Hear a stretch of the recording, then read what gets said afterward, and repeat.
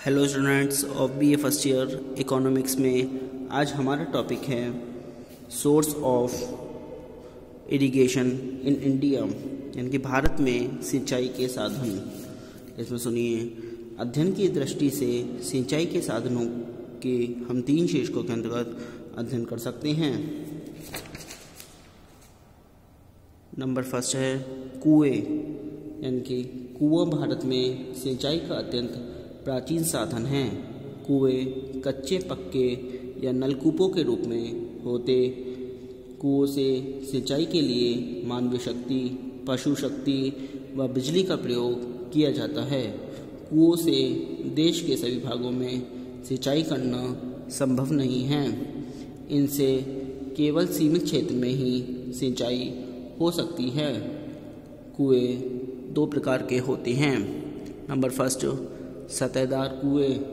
इसमें क्या है, इनमें से पानी मनुष्य द्वारा या पशुओं की सहायता से निकाला जाता है। यह सिंचाई का प्राचीनतम साधन है। नंबर सेकंड नलकूप या ट्यूबवेल। कुओं का दूसरा प्रकार ट्यूबवेल है, जो बिजली अथवा डीजल तेल से चलाए जाते हैं। वर्तमान में इनका महत्व अधिक बढ़ गया है। इनसे सिंचाई सस्ती होती है तथा बड़े बड़े खेतों को सींचा जा सकता है। इसका क्षेत्र है कुओं से सिंचाई की दृष्टि से उत्तर प्रदेश, आंध्र प्रदेश, पंजाब, हरियाणा व महाराष्ट्र राज्य प्रमुख नलकूपों का प्रयोग उत्तर प्रदेश, पंजाब व हरियाणा में अधिक होता है। इसके लाभ हैं कम व्यय होने के कारण कुआं किसान के लिए सिंचाई का सबसे सरल व सुगम साधन है। खेतों में पानी भरे जाने पर लवणीकरण की समस्या उत्पन्न नहीं होती। कृषक फसलों के चुनाव के लिए स्वतंत्र होता है। कुओं द्वारा सिंचाई से भूमि की उर्वरा शक्ति में वृद्धि होती है। कुओं के लिए किसी विशेष तकनीकी ज्ञान की आवश्यकता नहीं पड़ती। अब इसके दोष आते हैं। कुओं द्वारा सिंचाई का क्षेत्र सीमित होता है। कुओं में खारा जल निकल आने पर सिंचाई के लिए अनुपयोगी होता है। जिन क्षेत्रों में भूमिगत जल नीचे रहता है, वहाँ कुओं द्वारा सिंचाई में बहुत असुविधा होती है। यह सिंचाई का अत्यंत लोकप्रिय साधन है।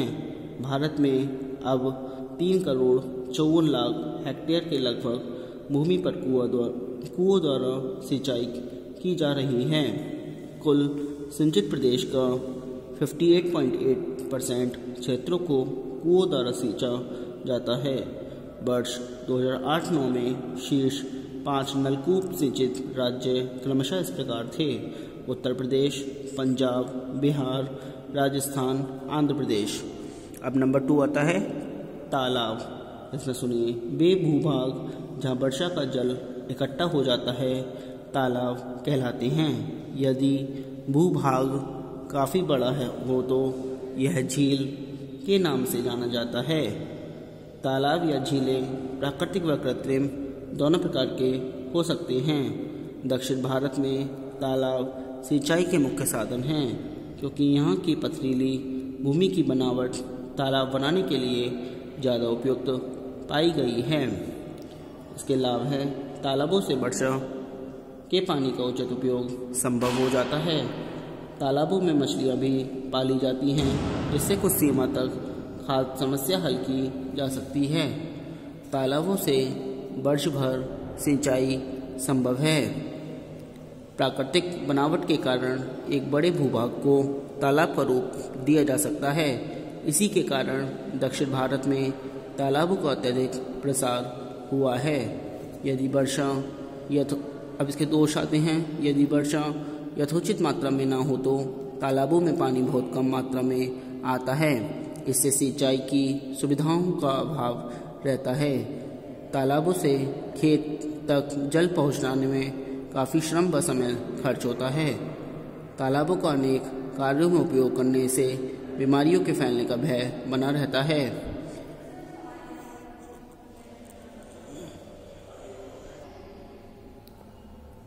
क्षेत्र आता है। आंध्र प्रदेश, तमिलनाडु, कर्नाटक, ओडिशा तथा महाराष्ट्र में तालाबों का अत्यधिक प्रयोग किया जाता है, अर्थात तालाब मुख्यतः दक्षिण भारत में सिंचाई का प्रमुख साधन है। भारत में तालाबों द्वारा लगभग 6% क्षेत्रफल पर सिंचाई की जाती है। शीर्ष 5 तालाब सिंचित राज्य इस प्रकार हैं: आंध्र प्रदेश, तमिलनाडु, कर्नाटक, बिहार, मध्य प्रदेश। नंबर 3 आता है नहरें। सिंचाई का तीसरा और सबसे महत्वपूर्ण साधन नहर है। विशुद्ध सिंचित क्षेत्र के लगभग 40% भाग पर नहरों से सिंचाई की जाती है। भारत में नहरों की कुल लंबाई विश्व में सबसे अधिक है। नहरों की सिंचाई सस्ती, सुविधाजनक और सुनिश्चित होने से वर्तमान में बहुत प्रचलित हो गई है। नहरें मुख्यतः 3 प्रकार की होती हैं: स्थायी नहरें, बरसाती नहरें और तालाबी नहरें। इसका लाभ है नहरें सिंचाई का सस्ता एवं सरल साधन है। नहरों के तटों पर वृक्ष लगाकर भूमि क्षरण को रोका जा सकता है। नहरों के कारण अधिक जल चाहने वाले फसलों को उगाना संभव हुआ है। नहरों के निर्माण से आंतरिक यातायात का विकास संभव होता है। बाढ़ के समय नदियों के पानी को नहरों में बांटकर संकट को कम किया जा सकता है। हरित क्रांति को सफल बनाने में नहरों का योगदान सराहनीय है। दोष आते हैं इसके: नहरों के स्थान पर टूट जाने के कारण आसपास के क्षेत्रों में पानी भर जाता है, जिन पर कृषि संभव नहीं हो पाती। जल प्रसार से बीमारियों का भय बना रहता है। कृषकों में आसानी, आपसी झगड़े व मुकदमेबाजी की संभावना बढ़ती है। लवणीकरण की समस्या नहरों का मुख्य दोष है। भारत में नहरों द्वारा लगभग 32% सिंचाई क्षेत्र पर सिंचाई सुविधाएं उपलब्ध कराई जाती हैं। अब आता है इरिगेशन अंडर 5 ईयर प्लान्स, पंचवर्षीय योजनाओं में सिंचाई। इसमें पंचवर्षीय योजनाओं की अवधि में सरकार ने देश की सिंचाई के विकास के लिए निम्नलिखित कदम उठाए हैं। नंबर 1, सिंचाई संबंधी योजनाएं। इसमें सुनिए, योजना आयोग ने सिंचाई साधन संबंधी योजनाओं को निम्नलिखित 3 भागों में बांटा है। बड़ी सिंचाई परियोजनाएं, इनमें वे परियोजनाएं सम्मिलित की जाती हैं जिनके नियंत्रणाधीन 10,000 हेक्टेयर से अधिक कृषि योग्य क्षेत्रफल है। फिर दूसरा, मध्यम सिंचाई परियोजनाएं, इनमें वे परियोजनाएं सम्मिलित की जाती हैं जिनके नियंत्रणाधीन 2,000 से 10,000 हेक्टेयर कृषि योग्य क्षेत्रफल है। और तीसरा, लघु सिंचाई परियोजनाएं, इनमें वे परियोजनाएं सम्मिलित की जाती हैं जिनके नियंत्रणाधीन 2,000 हेक्टेयर तक क्षेत्रफल हो। अब नंबर 2 आता है त्वरित सिंचाई लाभ कार्यक्रम। सिंचाई परियोजनाओं को शीघ्र पूरा करने के उद्देश्य से भारत सरकार ने 1996 से 97 में त्वरित सिंचाई लाभ कार्यक्रम AIBP शुरू किया है।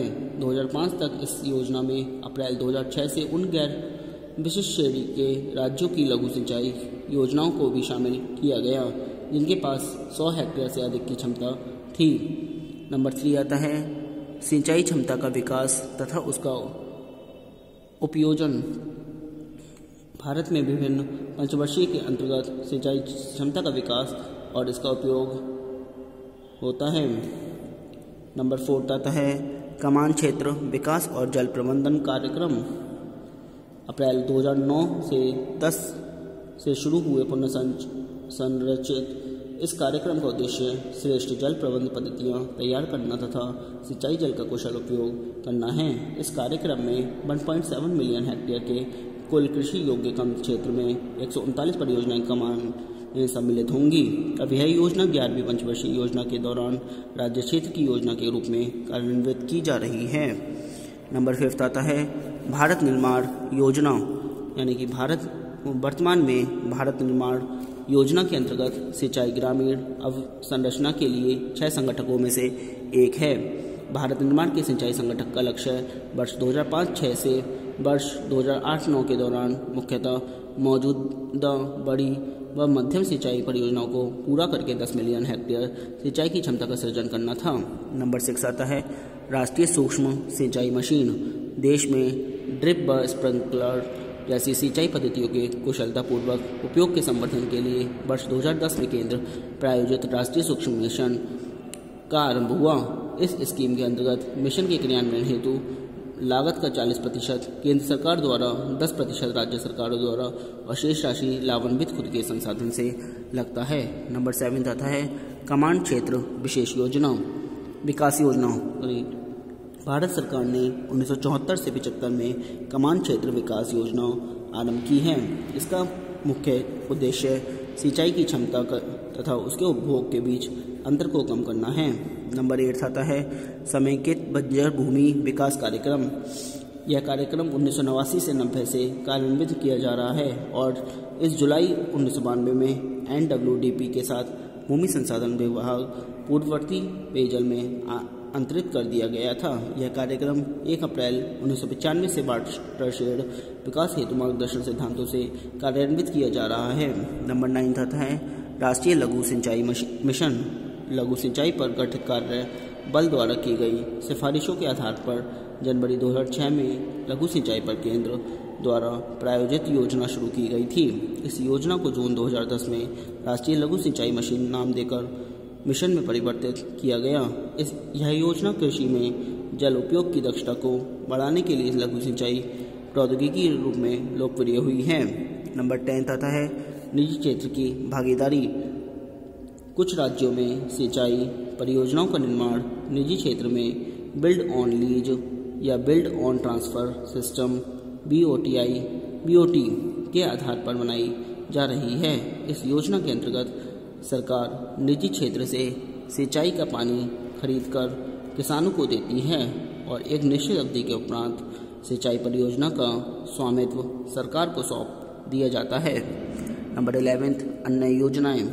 सिंचाई आयोग, जिसकी स्थापना सिंचाई के उपलब्ध जल संसाधनों के सर्वोत्तम उपयोग के लिए की गई है।